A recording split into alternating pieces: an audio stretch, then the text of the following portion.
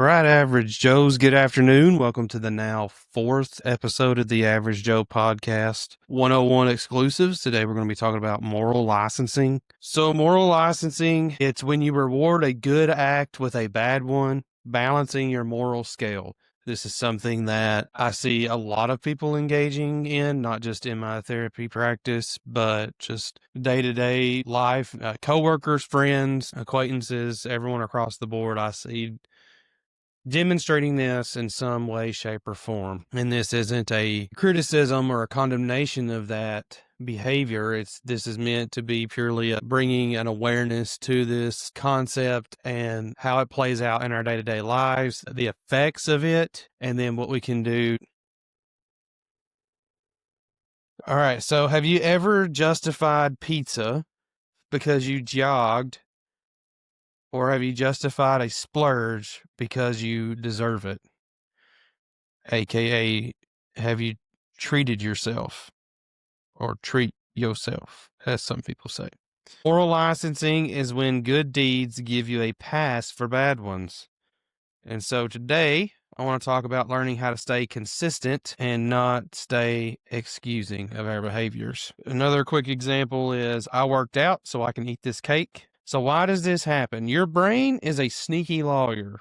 All right. We see this play out in relation to three different things. So you have your self-image, we have cognitive dissonance, and we have culture. So you want to feel good, so you cash in the credits. Cognitive dissonance is when good acts offset guilt for bad ones. I'll also do an exclusive episode on cognitive dissonance, so stay tuned on that. And then we have culture, so the treat yourself vibes. Obviously, this doesn't really do us any good. If it does anything, it causes harm. So this will show up in slipping goals, it will show up in hypocrisy, and also in regret. Goals slip, so one cheat meal becomes a cheat week. Hypocrisy is going to involve preaching one thing, but then doing another, so the do as I say, not as I do mentality. And then regret. So when we experience regret, short-term rewards lead to long-term setbacks. So a real life friend saved money, then blew it on deserved shoes, and then they were broke again. So it felt good in the moment. I deserved it. I saved up for these shoes, but I got these shoes and I'm broke again. So that's an example of moral licensing with regard to the I deserved it or I earned it mentality. So some signs that you're engaging in this behavior, you justify. You might say things like, I was good, so this is fine. I jogged, so I'm going to eat twice the amount of calories that I just jogged. You bargain, I'll be strict tomorrow after a slip. This isn't like reframing like, okay, I'm human, I'm going to mess up. This is like a consistently, you're consistently engaging in this behavior of bargaining. I'll do right tomorrow. This is my last good meal. It's not once, not twice. It's a consistent pattern of this day after day. And then 3, you feel smug, so good deeds make you feel above the rules. This isn't exactly the same thing, but I remember when I got back from deployment, like I was probably just dealing with other stuff, but I was just angry because I really don't know why, but I was angry like for quite a while after I got back from deployment. I was just really irritable, and I saved all this money up on deployment, and so I purchased parts to build my own gaming PC. Not a huge deal, like it wasn't like I blew all my money, but I wanted, like I paid for it. I paid for the good shipping to get it there either like the next day or the 2 days or whatever. And it got to FedEx and there was a delay, but it was at the Colorado Springs FedEx office, and I wanted to go see if I could pick it up. And like the store had closed like 10 minutes before I got there, and there were people inside just talking. And I was like super angry at the fact that like I had just spent 9 months deployed and I couldn't just get my package that would have been on the other side of the counter. It's like saying it, it's like, yeah, like it's not, doesn't seem like that big of a deal, but at the same time, like if they have rules that they have to follow, like doesn't matter. They have rules they have to follow. Just because I was deployed for 9 months and came back doesn't mean that they have to bow down to my every whim and command and all this stuff. But I was really, really butthurt about that. I was really boo-boo about it.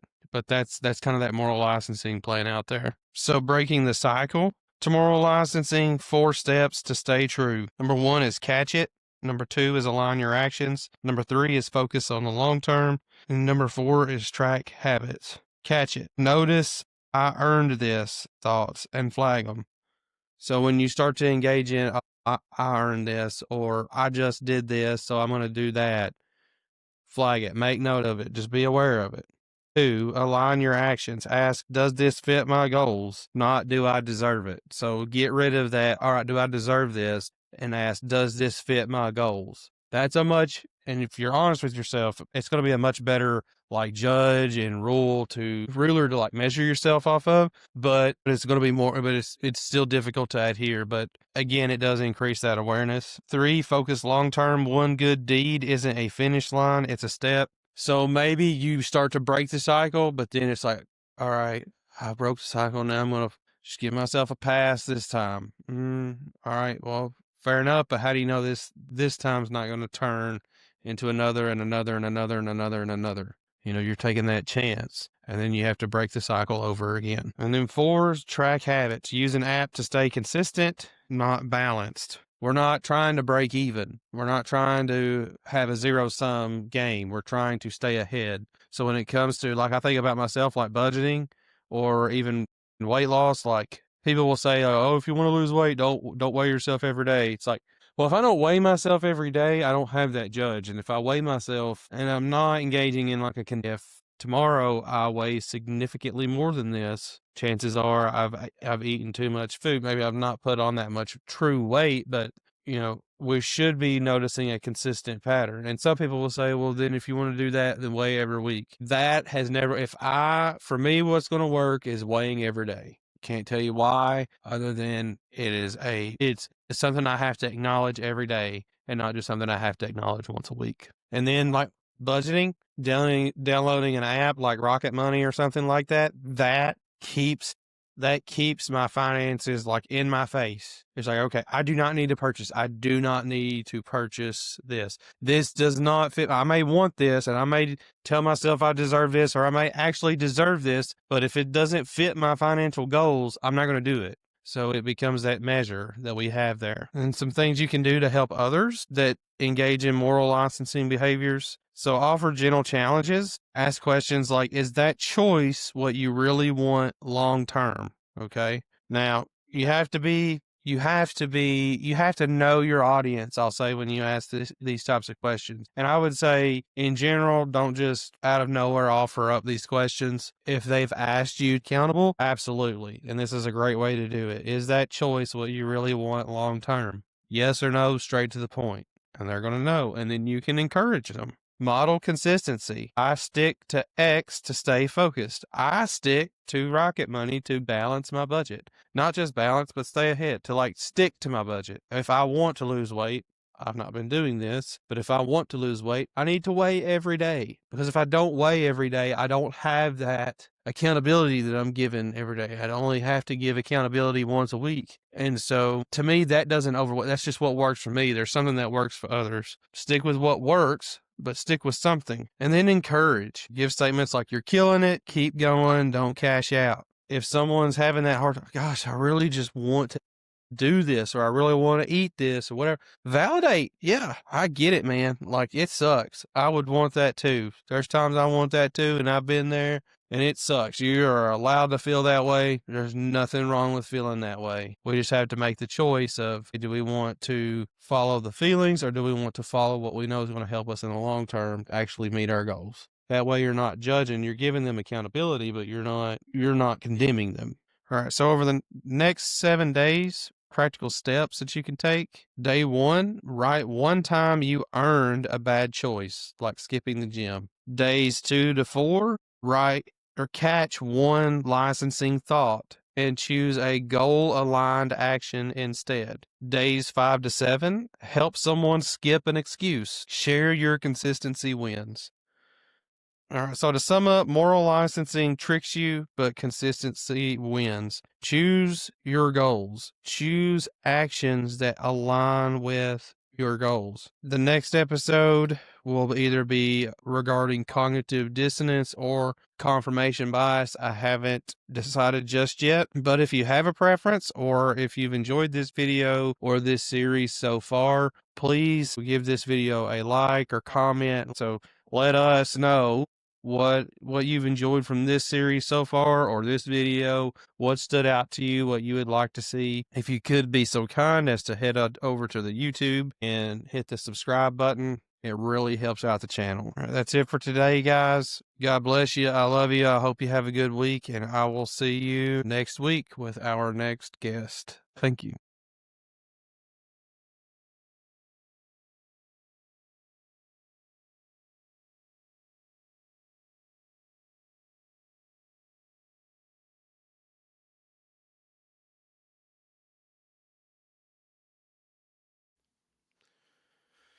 Good evening, Average Joes. This is the second part of a two-part video. When they release episodes 4 and 5, moral licensing and fixed versus growth mindset will release together. But as soon as I finish this recording, I'm going to upload them independently to the Patreon for the Patreon subscribers to be able to view. So this evening, we're going to be talking about a fixed versus growth mindset. A fixed versus growth mindset looks like not yet versus never. Have you ever found yourself in a situation when you're trying something new, a hobby, a project, maybe even a tough math problem, and the voice in your head just whispers or maybe shouts, "I'm just not good at this," and then you give up? We've all been there. I can speak for myself, like when it comes to this podcast. This is a hobby. This is something that I want to do, but the more involved I get with it, the more in depth I realize it is. The more in depth the responsibilities are, there's various nuances. There's different tasks. There's just things that I didn't think about would be part of it. I didn't research. I just dove right in, and it seems like since I dove in, I've been constantly trying to swim back to the surface, and I'm just now getting back to a place where I can tread water over the last month of really diving into this. And several times I've had it in my head like maybe I'm in over my head, but whether it's been just because of my time spent in the military or my education or just life experience in general, I've been able to continue to push forward, knowing in my mind that there will be a stopping point, and for me, like a stopping point where I can tread water and not have to really do much of anything is,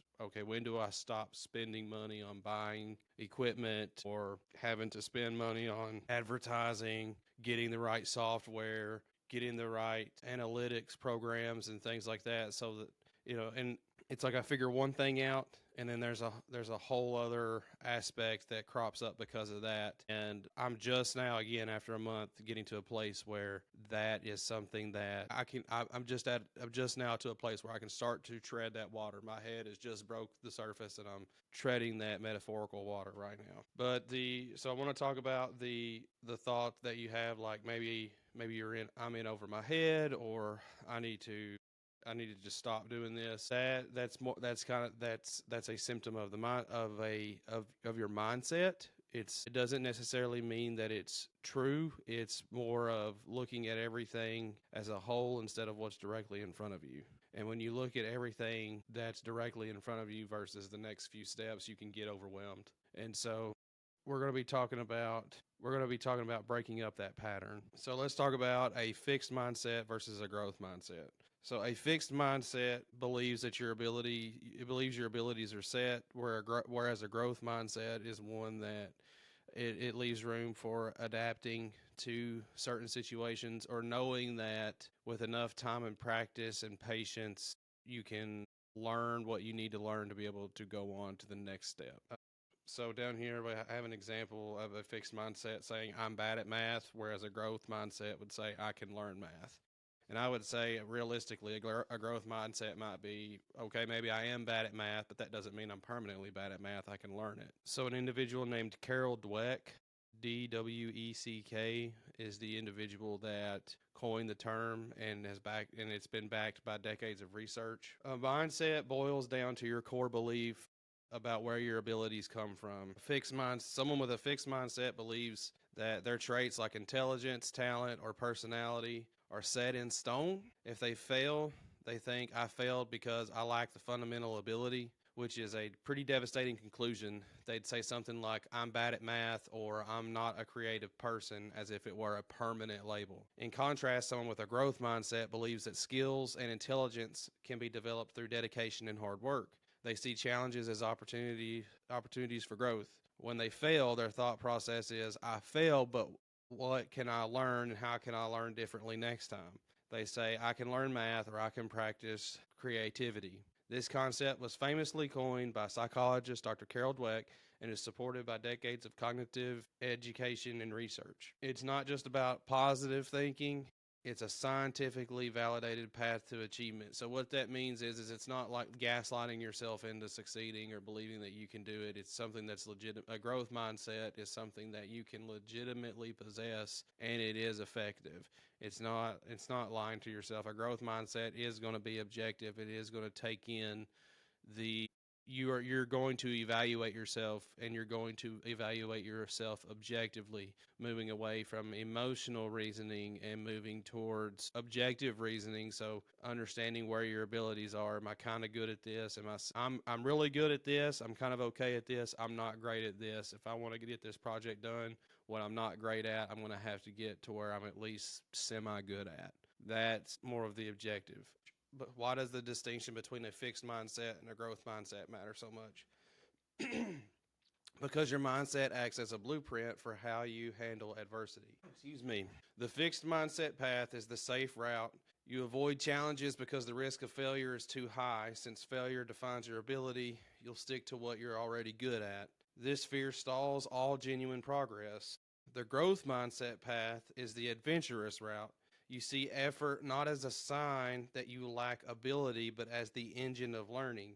You embrace effort, learn from your flops, and as a result, you achieve far more. Let's use an example. When faced with a new task, fixed mindset says, I'm not creative enough to do this. The growth mindset says, I'll break this down and practice creative thinking. I've lived this myself. For years, I told people I was not a writer. It was a convenient label to avoid trying.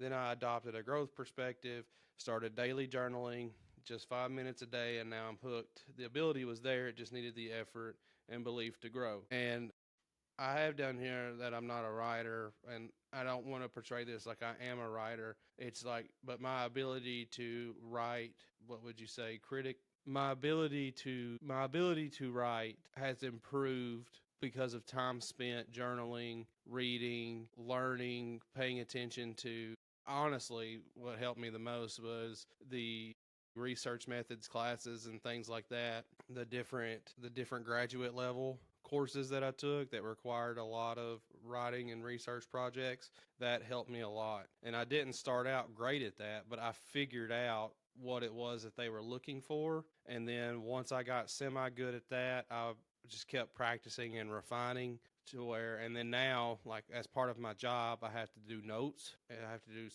soap notes. And with those, you are moving away from emotional writing to objective writing. Your notes have to be clear, they have to be concise. There is a purpose for everything that's said, there's no fluff. And it sounds boring, and it is boring, but it's very objective and it gets the point across. And that's so when I talk about being a writer, it's not like I'm a novelist or anything like that. It's just knowing like proper grammar and how to use my words in a very precise manner, if that makes sense. So let's talk about the harm of a fixed mindset. A fixed mindset results in missed opportunities. It reflects a fragile ego and it demonstrates stagnation. So missed opportunities look like skipping tries because I'm not that type of person. I'm not someone that can change a water pump out on a truck. Well, I wasn't the type of person that could change a water pump out on a truck until I did. Did I do it perfectly? I mean, it worked. Did I disassemble certain things more than I needed to? Sure. But I was able to put those back. Whereas in the past, I would have just avoided it outright, just automatically believing I didn't have the capability of doing it. A fragile ego. So criticism or failures feels like a personal attack. I And to be honest with you, I still deal with this today. I take criticism. I wouldn't say as personally. If you saw my reaction to criticism, you'd be like, yeah, you take it personally, and I do, but it's still not to the degree that I used to.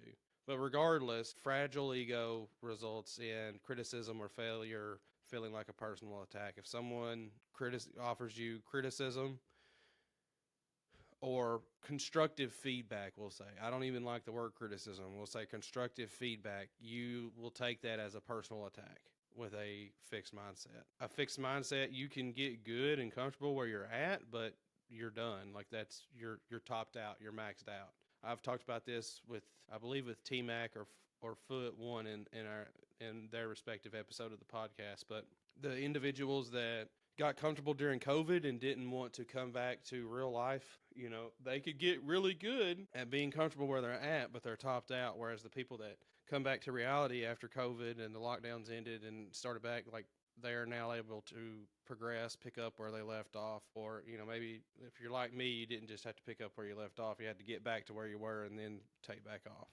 But stagnation is going to look like I'm fine here and I'm just going to stay here. And in the short term, there might be some benefits to that. Like you might be able to rest and refresh, but you would rest and refresh and get back after it, not just stay there. We need to be honest about the cost of a fixed mindset. When can't wins, three things happen. First, you accumulate missed opportunities, you skip the challenging projects, the hard conversations, or the new ventures because you've already decided I'm not that person. You self-reject before the world even has a chance. Second, you develop a fragile ego. If your success is tied to innate ability, then any failure or criticism feels like a direct personal attack on you, on who you are. This makes you defensive and resistant to the very feedback you need to improve. And finally, you experience the stagnation I talked about. You stay in your comfort zone, which feels safe, but comfort is the enemy of growth. You trade long-term potential for short-term validation. My personal example of this is the podcast. A growth mindset is, yeah, like this is at times it gets much more expensive than I ever thought it would, and I get mad because I don't want to have to throw more money at it. But also knowing like it's temporary, and if I budget properly, I can make it work until I get my head above water, and I have. But if I had just backed down and when I got overwhelmed, I wouldn't be however many episodes in. I think I'm getting ready to be on episode 5 here shortly for the actual guest podcast. Whereas this is episode 5 of the AJP 101 exclusives. And so that's essentially 10 episodes total that I could have stopped after 1 or 2. And I want to say this, want to make this clear, like I'm not trying to come across like in a bragging way or like I've got it figured out kind of way. I do feel like it's good to use yourself as an example when possible, just to make sure that people know like what you're talking, that you can relate to what you're trying to teach. Because if you can't relate to what you're trying to teach, you're just putting out information. I want to help you learn. All right, let's talk about signs of your mindset. So how can you spot your dominant mindset in action? The clearest sign is your reaction to a setback. A fixed mindset responds with finality. I failed, so I'm a failure. When they receive feedback, it feels like an insult, so they hate it and shut down. A growth mindset person responds with curiosity and resilience. I failed, but what went wrong? I'll try again with a new strategy. They actively seek feedback because they see it as essential data for improvement. They persist because they believe effort will eventually bridge the gap. Here's your quick personal test. The next time you struggle with something, stop and notice your self-talk. Are you using the language of can't or the language of not yet? That small difference in language is the difference between giving up and moving forward. My coworkers will tell you, like, I'm very big on how you phrase things. If you say things like can't, like there's a certain finality to that, and you are subconsciously reinforcing this belief that you can't, when really it's not can't, it's that it's very difficult to do, and because of that you're intimidated into not doing it. or when it comes to saying like you accidentally not even bump into someone, but you start to cut somebody off in the hallway or whatever, and you say sorry. Like if your response every time something like you have some kind of like social faux pas occur and you're like sorry, you're reinforcing that you're the problem. And it may not seem like that big of a deal, but it really is, because if the more you do that, the more you are operating under the belief that every little incident that you're involved in, it is somehow you're the one at fault for it. And that's not always the case. A lot of times no one's at fault for anything. And if no one's at fault for anything, but you're saying you're sorry, you're reinforcing that negative opinion of yourself. And you may not think that you are, but I'm telling you that you are reinforcing a negative opinion of yourself when you say sorry for things that you don't owe an apology for, even if it's just a habit. Cultivating a growth mindset. The great news is that a mindset is not a fixed trait. It's a habit you can cultivate. Here are 4 steps to transition from a fixed to a growth mindset. Number 1 is add yet. This is the simplest, most powerful tool. Change "I'm not good at this" to "I'm not good at this yet." That one word changes the statement from a permanent label to a temporary status. It changes the statement from a permanent label to a temporary status. Number 2 is embrace effort. Stop viewing hard work as proof that you lack ability. Instead, see effort as the path, the necessary mechanism for building new ability. Going back to the water pump, dude, like I got so mad several times. I've still got like little cuts and nicks and bruises on my hands and arms from trying to change that thing out. And then I got everything back together and I poured coolant back in there and I got almost all the coolant back in, and then it just started pouring like through the bottom. And I'm like, oh my gosh, like, and this is like at 7 o'clock at night. It's dark and almost raining. Like, I'm so mad. And so what I do, I called, got a ride, and I went, and I was mad. Then I went and calmed down and I thought about it. And in my mind, there's one of 2 things. Either I didn't bolt it in all the way good, or there's a hose that didn't get clamped good.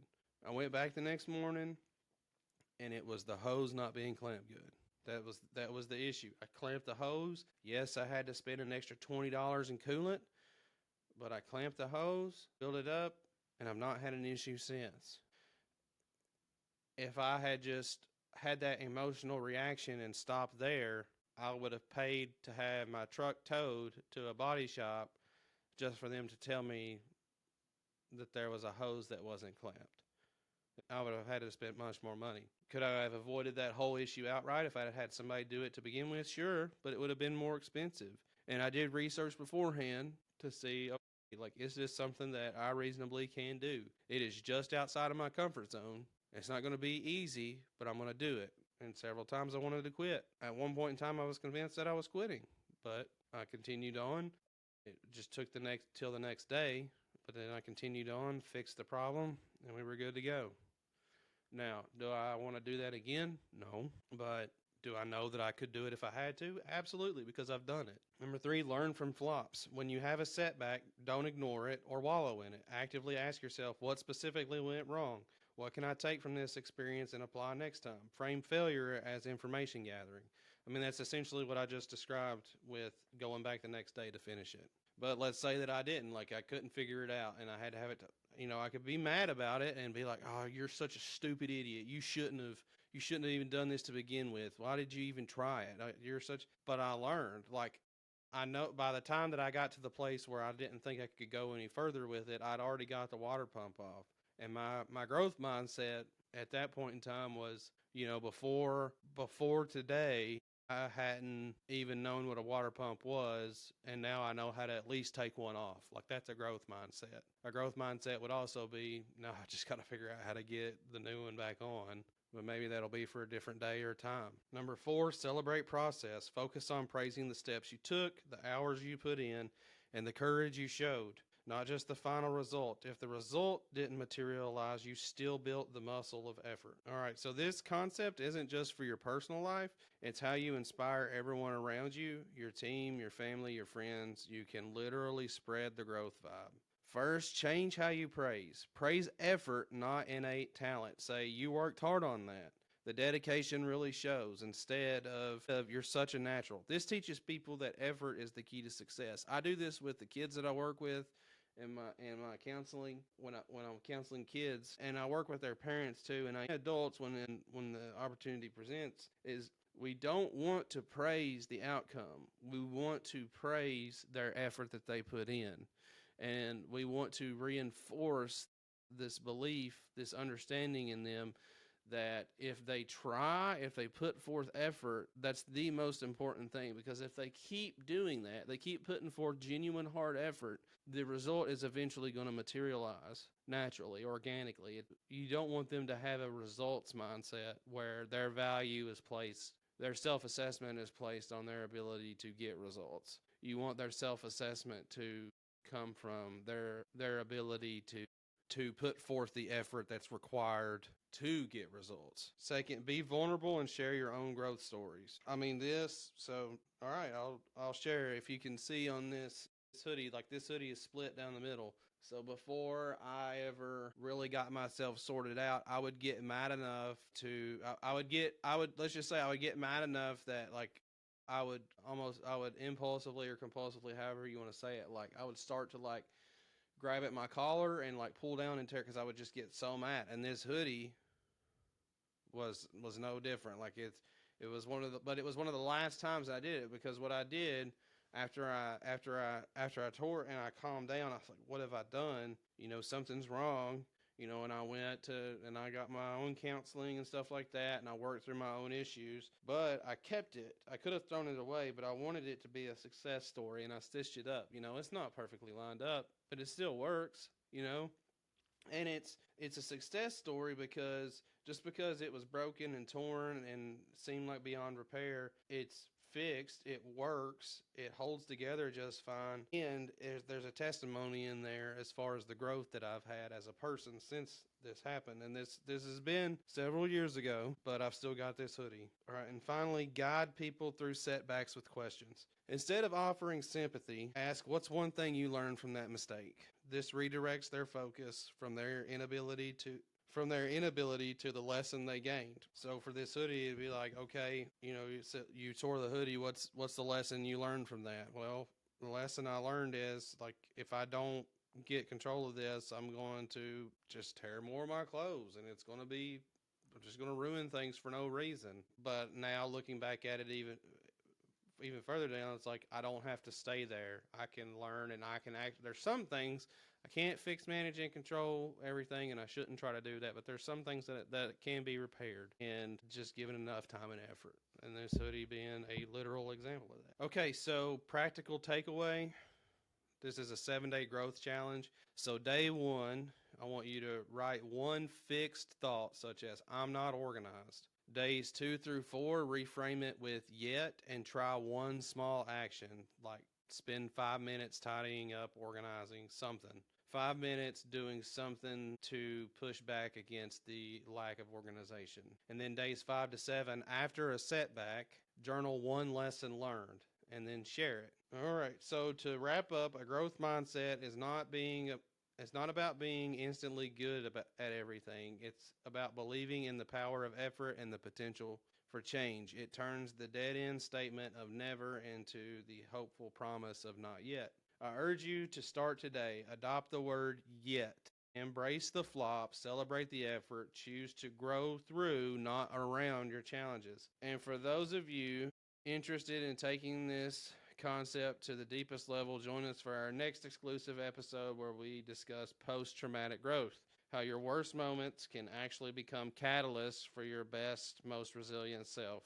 All right, thank you for being here. Keep evolving with me and start practicing that fixed versus growth mindset. All right, I'll see you guys in a couple weeks. 1 week from today, we will have our 5th episode, maybe 5th or 6th episode with a guest. So hang in there every other week. So 1 week will be a guest episode. The next week will be an Average Joseph podcast, one-on-one exclusive. Follow us on Facebook, subscribe on YouTube. And if you want to support the channel in a monetary way and also be able to support your community or charity, subscribe for $5 a month on Patreon. Find us at Average Joseph Podcast. All right, thank you.